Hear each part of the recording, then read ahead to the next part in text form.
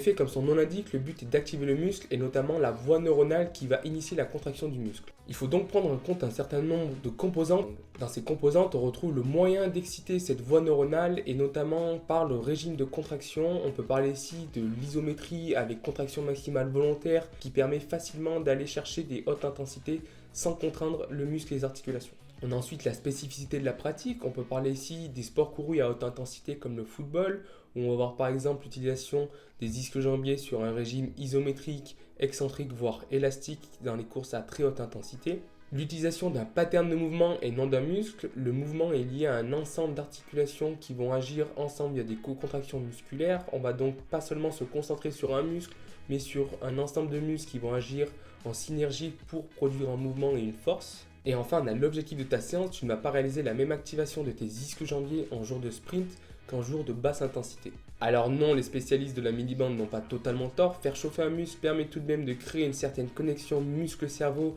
et d'échauffer de manière spécifique un muscle isolé. Mais tu l'auras compris, tu auras meilleur temps à te concentrer sur les composantes citées avant et d'y ajouter la bonne intention pour avoir une activation musculaire efficace.